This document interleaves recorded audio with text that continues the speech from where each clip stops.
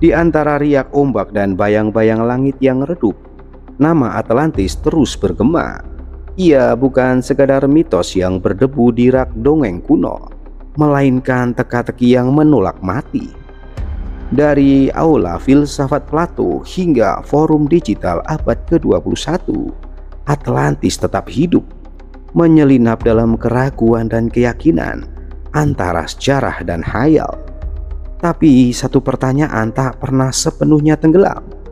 Mengapa kisah tentang sebuah benua yang hilang tetap memburu pikiran manusia selama lebih dari 2000 tahun? Dan mengapa di antara semua tempat di dunia, deskripsi Plato terasa lebih dekat dengan tanah dan laut yang kita kenal hari ini? Timaus dan Kritias bukan dongeng biasa. Dalam dialog itu, Plato menjabarkan kota cincin, sistem kanal raksasa, logam orichalcum yang berkilau, gajah-gajah di daratan tropis, dan negeri dengan panen 2 kali setahun. Bukan lanskap Yunani, bukan lanskap Mediterranean, tapi sebuah wilayah tropis subur dengan musim hujan yang teratur dan garis khatulistiwa yang melintang diam-diam. Kini ketika peta batimetri membuka selimut samudra dan carbon dating menyorot masa yang lebih purba dari Mesopotamia, muncul satu kemungkinan yang mengguncang fondasi sejarah. Bagaimana jika Atlantis bukan di barat, melainkan di timur? Dan jika benar, kita sedang berdiri di atasnya, di atas tanah yang dulu mungkin adalah pusat dunia. Inilah Alimedia menelusuri jejak Atlantis di Indonesia.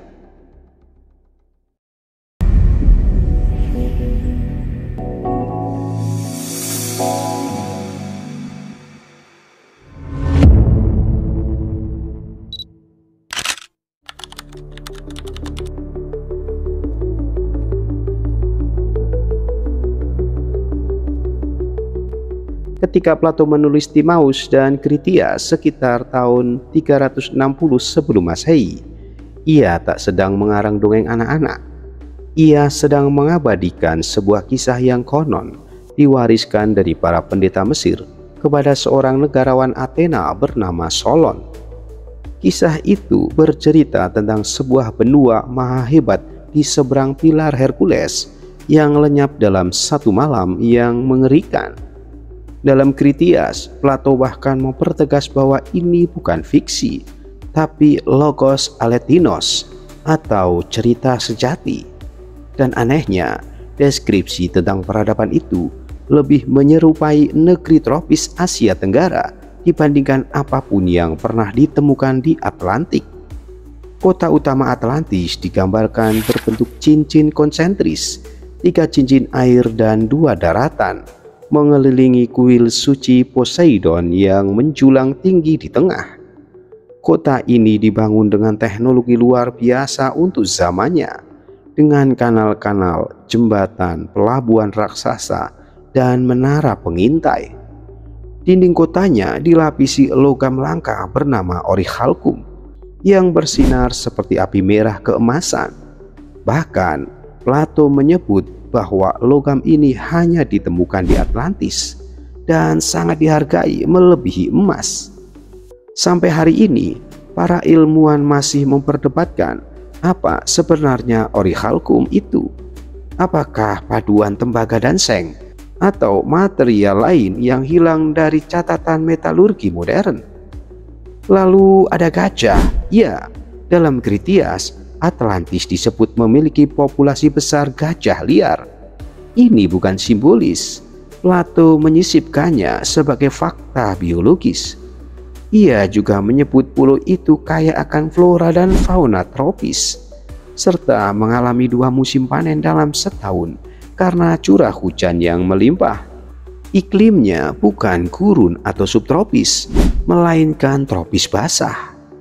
Dan ini adalah kejanggalan besar, karena jika Atlantis benar berada di Atlantik Utara atau di Eropa Barat, mustahil kita menemukan 2 panen dan gajah liar sebagai fauna lokal.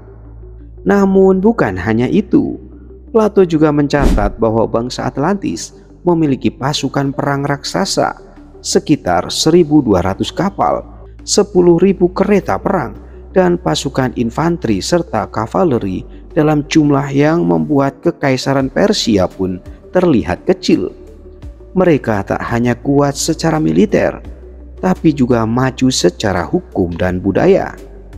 Atlantis memiliki sistem hukum dan pendidikan, bahkan peradaban yang dinilai lebih tua dari Yunani kuno.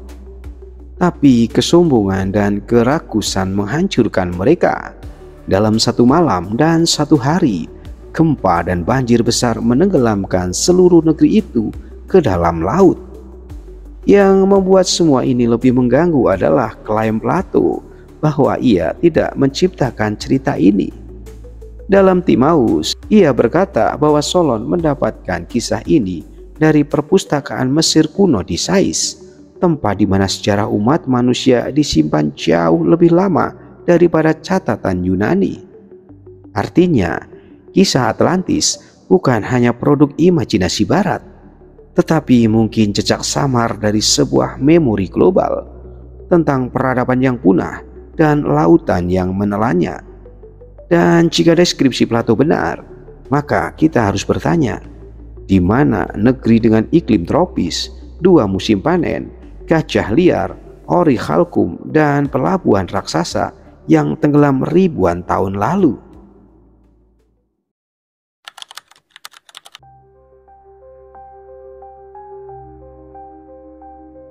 Bayangkan sebuah benua tropis luasnya 3 kali Pulau Jawa yang dulu membentang megah dari semenanjung Malaysia, Sumatera, Kalimantan hingga menyatu dengan Pulau Jawa, Bali, bahkan bagian barat Papua.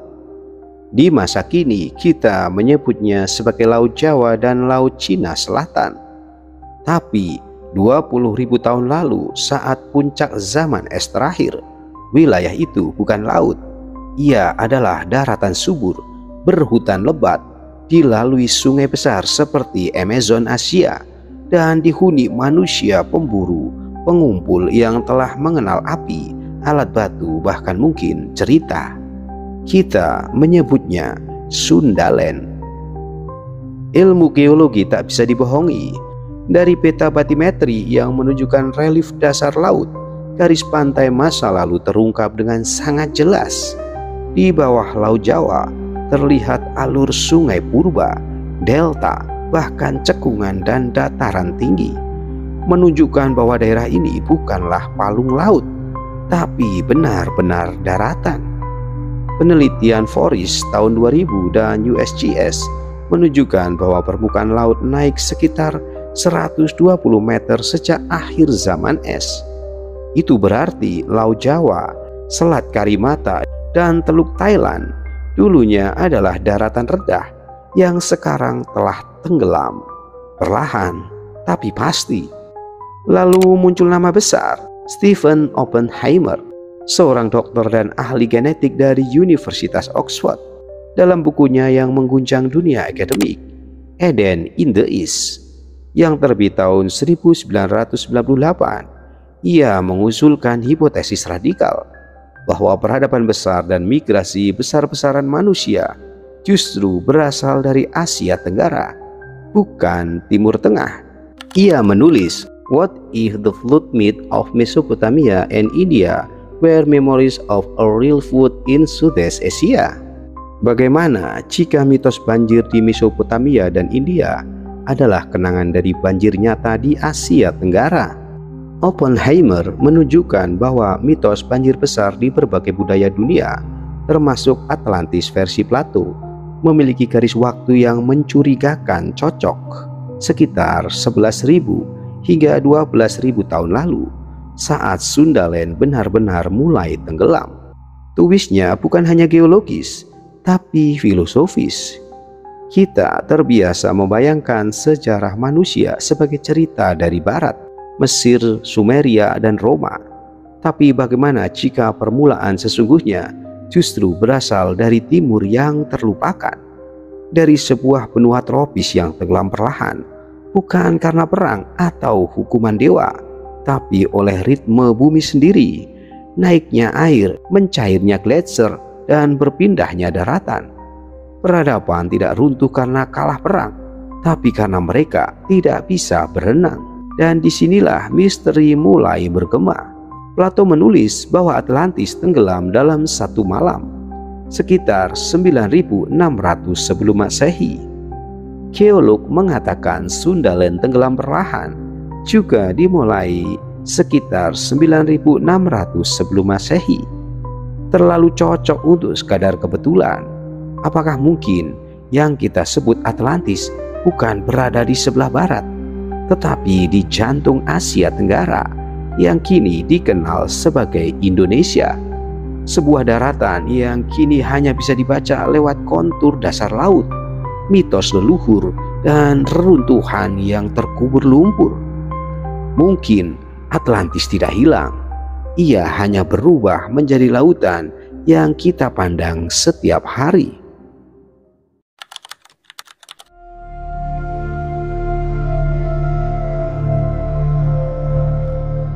Bayangkan jika teka-teki Atlantis bukan hanya bisa diterka, tapi diperiksa, bukan dengan perasaan, tapi dengan metode ilmiah. Bukan sekadar kira-kira, tetapi paragraf demi paragraf, baris demi baris, dari karya Plato yang ditulis 2400 tahun lalu. Inilah pendekatan Dani Irwanto, seorang insinyur dan peneliti independen asal Indonesia, yang menyusun argumen paling sistematis sejauh ini tentang Atlantis. Dalam bukunya Atlantis The Lost City is in Java Sea, Dani mengajukan satu klaim berani. Ada 43 kesamaan literal antara deskripsi Plato dalam Timaeus dan Critias dengan kondisi geologis, biologis, dan budaya di Indonesia masa kini. Plato menulis tentang negeri yang berada di seberang pilar Hercules, sebuah tempat dengan iklim tropis, 2 kali musim panen, gunung berapi, dan hewan eksotik seperti gajah. Dani menunjukkan Indonesia memiliki semua itu. Dan bukan hanya itu, kota pusat Atlantis menurut Plato berbentuk lingkaran konsentris dengan kanal-kanal yang menghubungkan laut ke pusat kota. Dani menyandingkan ini dengan struktur Borobudur, sistem irigasi kuno di Bali, dan pelabuhan-pelabuhan alami di Nusantara. Plato menulis tentang orichalcum, logam mengkilap yang dianggap lebih berharga dari emas. Dani menunjuk pada tembaga, emas, dan campuran logam lokal yang ditemukan di Sumatera dan Kalimantan sejak zaman purba. Tak berhenti di sana, Dani juga menggunakan pendekatan kartografis. Ia membandingkan peta purba Herodotus, geografi maritim kuno, dan posisi matahari terbit dalam teks Plato. Hasilnya, titik koordinat yang sangat mendekati wilayah sekitar Selat Sunda dan Laut Jawa. Bahkan legenda Gunung Mahameru dalam kosmologi Hindu-Buddha Indonesia memiliki kesamaan aneh dengan deskripsi gunung suci di tengah kota Atlantis, termasuk ukuran pulau, panjang kanal, benteng pelindung, hingga sistem sosial yang menjunjung pertanian, militer, dan ritual keagamaan. Semua detail yang sebelumnya dianggap fiksi Plato di Indonesia justru menjadi kenyataan antropologis. Twistnya, kesamaan ini terlalu banyak dan terlalu spesifik untuk disebut kebetulan. Dani Irwanto bahkan secara eksplisit menyatakan ini bukan soal Atlantis ada di Indonesia, tapi sebaliknya, Indonesia adalah Atlantis itu sendiri. Dan jika ini benar, maka sejarah dunia yang kita tahu selama ini berdiri di atas fondasi yang salah arah, mengabaikan timur dan mengagungkan barat. Bahkan penjelajah seperti Columbus pun tidak akan pernah mengira bahwa yang mereka cari di Atlantik mungkin telah lama terkubur di Laut Jawa, laut yang diam, menyimpan kemas suara masa lalu. Dan melalui komparasi detail, Dani Irwanto bukan sedang mencari dongeng, tapi sedang membaca ulang sejarah yang sudah disampaikan Plato, namun diabaikan karena terlalu jauh dari barat. Kini Indonesia bukan hanya bagian dari peta, Ia mungkin adalah peta itu sendiri.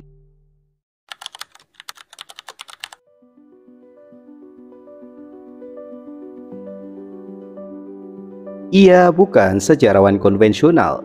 Aricio Nunes dos Santos, seorang profesor fisika nuklir dan ahli geologi asal Brasil, mengejutkan dunia akademik dengan satu klaim yang membuat banyak orang mengernyitkan dahi. Atlantis itu berada di Laut Jawa, bukan di Atlantik, bukan pula di benua Amerika, tapi justru di wilayah yang selama ini dilihat sebelah mata oleh para peneliti barat, Indonesia. Dalam bukunya Atlantis The Lost Continent Finally Found, Santos menyatakan dengan lantang, Atlantis is not in the west, it is in the east. Atlantis tidak pernah berada di barat, tapi berada di timur. Kalimat itu bukan sekadar gugatan, tapi undangan untuk memutar ulang seluruh pemahaman sejarah dunia. Santos membangun hipotesisnya bukan dari mitos, tapi dari geologi, linguistik, budaya, agama, dan ekologi. Ia meneliti jejak-jejak bahasa kuno dan menemukan bahwa banyak kata-kata dalam bahasa Sangsekerta dan Austronesia memiliki akar fonetik dan makna yang sangat dekat dengan istilah dalam teks Plato. Ia membandingkan agama-agama kuno dan menemukan pola ritual serta konsep dewa-dewa yang sangat mirip dengan sistem sosial dan spiritual di Atlantis. Bahkan struktur masyarakat agraris yang hierarkis seperti yang disebutkan Plato selaras dengan pola-pola kuno kerajaan maritim di Sumatera, Jawa, dan Kalimantan. Salah satu kontribusi paling unik Santos adalah pemahaman simbolik dan fisik pulau besar yang dikelilingi laut. Ia membuktikan lewat peta batimetri dan citra satelit bahwa dulu wilayah Laut Jawa adalah daratan luas bernama Sundaland yang tenggelam akibat kenaikan permukaan laut setelah zaman es. Kondisi geografis ini cocok dengan deskripsi Plato tentang sebuah pulau besar lebih besar dari Libya dan Asia digabung. Ia juga menunjukkan bahwa logam-logam seperti emas, tembaga, dan besi melimpah di wilayah ini sejak zaman kuno. Salah satu ciri utama peradaban Atlantis yang disebut menguasai logam orichalcum. Namun twist yang paling mengganggu datang dari satu hal. Semua penemuan Santos datang dari luar dunia barat. Ia adalah jembatan antara dua dunia, seorang ilmuwan dari Amerika Latin yang justru membuka jendela ke timur, bukan barat.